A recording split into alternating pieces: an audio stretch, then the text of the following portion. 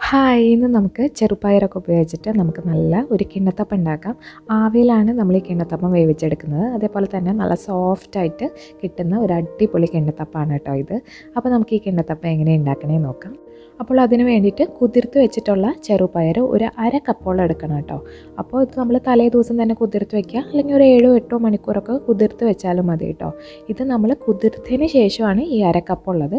ഇനി ഒരു മിക്സിയുടെ ജാറിലേക്ക് നമ്മൾ ഈ കുതിർത്ത് വെച്ചിട്ടുള്ള ഈ ചെറുപയർ നമുക്ക് ആദ്യം തന്നെ ഒന്ന് ചേർത്ത് കൊടുക്കാം. എന്നിട്ട് ഇതിലോട്ട് ഒരു അര കപ്പോളം തേങ്ങാപ്പാൽ, നല്ല കട്ടിയുള്ള തേങ്ങാപ്പാലും കൂടെ ഒഴിച്ചിട്ട് നമുക്കിത് ആദ്യം തന്നെ നല്ല പോലെ ഒന്ന് അടിച്ചെടുക്കാം. കണ്ടോ, ഇപ്പം നമ്മൾ അടിച്ചെടുത്ത് കൊണ്ടുവന്നിട്ടുണ്ട്. ഇനി അപ്പമൊക്കെ നല്ല സോഫ്റ്റായി കിട്ടാൻ വേണ്ടിയിട്ട് ഒരു മുട്ട ചേർത്ത് കൊടുക്കാം. അതേപോലെ തന്നെ നമുക്കൊരു 4 ടേബിൾ സ്പൂണോളം വറുത്ത അരിപ്പൊടി ചേർത്ത് കൊടുക്കാം. നല്ല നൈസായിട്ടുള്ള പൊടിയാട്ടോ ഇത്. അതൊരു 4 ടേബിൾ സ്പൂണും കൂടെ ചേർത്ത് കൊടുത്തിട്ടുണ്ട്. ഇനി ഇതിലോട്ട് ഒരു 1/4 കപ്പോളം പഞ്ചസാര ചേർത്ത് കൊടുക്കാം. പഞ്ചസാരയുടെ അളവ് നമ്മുടെ ഇഷ്ടാനുസരണം മാറ്റി കൊടുക്കുക. പഞ്ചസാരയുടെ പകരമായിട്ട് വേണമെങ്കിൽ നമുക്ക് ശർക്കര ആയാലും ഉപയോഗിച്ചാൽ മതി കേട്ടോ. ഇനി ഇതിലോട്ട് നമുക്ക് 1 കപ്പോളം കട്ടി തേങ്ങാപ്പാലും കൂടെ ചേർത്ത് കൊടുക്കാം. അപ്പോൾ മൊത്തത്തിൽ നമ്മളിവിടെ ഒരു 1.5 കപ്പ് കട്ടി തേങ്ങാപ്പാലാട്ടോ ചേർത്ത് കൊടുത്തിട്ടുള്ളത്. എല്ലാം കൂടെ നല്ല പോലെ ഒന്ന് അടിച്ചെടുത്ത് ഇവിടെ നമ്മൾ കൊണ്ടുവന്നിട്ടുണ്ട്. ഇനി ഇതിലെ തരികളൊക്കെ മാറ്റാൻ വേണ്ടിയിട്ട് നമുക്ക് ഒരു അരിപ്പയിലൂടെ ഇത് നല്ല പോലെ ഒന്ന് അരിച്ചെടുക്കാം.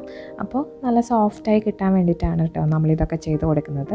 അപ്പോൾ തീരെ തരികളൊന്നും ഇല്ലാതെ നല്ല സോഫ്റ്റായിട്ടുള്ള കിണ്ണത്തപ്പം നമുക്കിങ്ങനെ ചെയ്തിട്ടുണ്ടെങ്കിൽ കിട്ടും.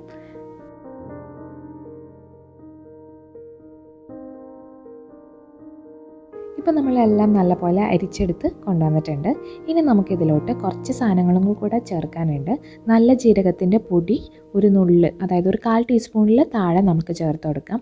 അതേപോലെ തന്നെ നമ്മുടെ ഫ്ലേവർ അനുസരിച്ച് നമുക്ക് ഏലക്കപ്പൊടി നമുക്ക് ചേർത്ത് കൊടുക്കാം കേട്ടോ. ഇനി നമുക്ക് ഇതിൻ്റെ എല്ലാം ഒന്ന് ബാലൻസായി കിട്ടാൻ വേണ്ടിയിട്ട് നമുക്കൊരു നുള്ള് ഉപ്പും കൂടെ ചേർത്ത് കൊടുക്കാം.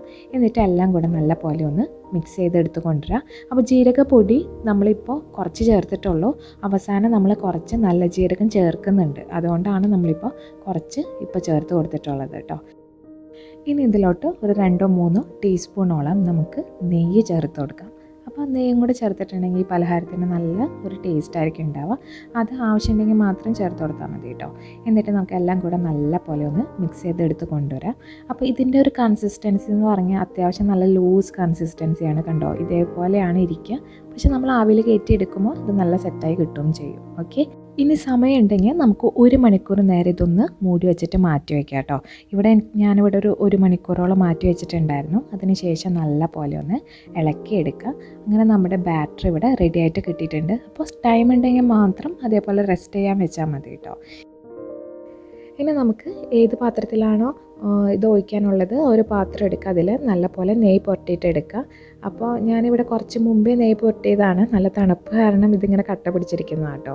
ഇനി നമുക്ക് ഏതെങ്കിലും സ്റ്റീൽ പ്ലേറ്റ് ആയാലും എടുത്താൽ മതി.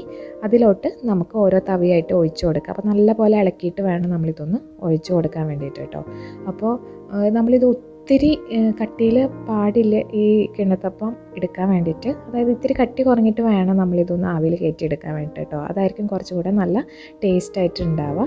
അപ്പോൾ ഞാനിവിടെ ഒരു 5-6 തവി ഒഴിച്ചതിന് ശേഷം അതിൻ്റെ മുകളിലായിട്ട് കുറച്ച് നല്ല ജീരകം ഇതേപോലെ ഇട്ട് കൊടുക്കുന്നുണ്ട്. അപ്പോൾ അതുകൊണ്ടാണ് ഞാൻ ആദ്യം തന്നെ നല്ല ജീരകത്തിൻ്റെ പൊടി കുറച്ച് കുറവ് ചേർത്ത് കൊടുത്തിട്ടുള്ളത് കേട്ടോ.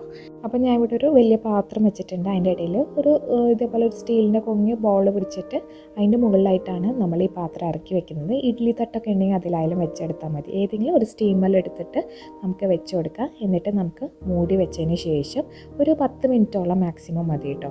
അപ്പോഴത്തേക്കും നമ്മുടെ ഈ കിണ്ണത്തപ്പം റെഡിയായി കിട്ടിയിട്ടുണ്ടാവും. ഇതേപോലെ ഒരു കത്തിയോ സ്ക്യൂവറോ എന്തെങ്കിലുമൊക്കെ വെച്ചിട്ടൊന്ന് കുത്തി വെക്കാം. നല്ല ക്ലീനായി വന്നിട്ടുണ്ടെങ്കിൽ നമ്മുടെ കിണ്ണത്തപ്പം റെഡി ആയിട്ടുണ്ടെന്നാണ് അർത്ഥം. അപ്പോൾ നമുക്കിനി ഫ്ലെയിം ഓഫ് ചെയ്ത് കൊടുക്കാം കേട്ടോ. ഇപ്പോൾ നമ്മുടെ കിണ്ണത്തപ്പം നല്ല പോലെ തണുത്തിട്ടുണ്ട്. അപ്പോൾ നമുക്ക് പെട്ടെന്ന് കാണുമ്പോൾ ഒരു വെള്ള അടയാളം തോന്നണില്ലേ, അത് നെയ്യ് അതിൻ്റെ മുകളിൽ ഇരിക്കണതാണ് കേട്ടോ. അപ്പോൾ ക്യാമറയിൽ കാണുമ്പോൾ ഒരു ഇങ്ങനെ വെള്ള കളറായിട്ട് തോന്നുന്നതാണ്. അപ്പോൾ നമുക്ക് എടുക്കുമ്പോൾ തന്നെ മനസ്സിലാവും നല്ല സോഫ്റ്റായിട്ടുള്ള കിണ്ണത്തപ്പമാണ്. കാണാം, അതിൽ കട്ടിയിലല്ലാത്തതുകൊണ്ട് തന്നെ നല്ല രീതിയിൽ തന്നെ നമ്മുടെ ഈ കിണ്ണത്തപ്പം വന്നിട്ടുമുണ്ട്. ഇനി നമുക്ക് ഇതൊന്ന് മുറിച്ച് നോക്കാം കേട്ടോ. അപ്പോൾ നല്ല ടേസ്റ്റി ആയിട്ടുള്ളൊരു കിണ്ണത്തപ്പാണ്, നല്ല സോഫ്റ്റ് ആയിട്ടുള്ളൊരു കിണ്ണത്തപ്പാണ്. നമ്മൾ സാധാരണ തൃശ്ശൂർ സ്റ്റൈൽ കിണ്ണത്തപ്പൊക്കെ കഴിച്ചവർക്ക് അറിയാം. അതേപോലെ തന്നെ നല്ല ടേസ്റ്റി ആയിട്ടുള്ള നല്ല ഹെൽത്തി ആയിട്ടുള്ള ഒരു അടിപൊളി കിണ്ണത്തപ്പാണ്. അപ്പോൾ എല്ലാവരും ഒന്ന് ട്രൈ ചെയ്ത് നോക്കാം.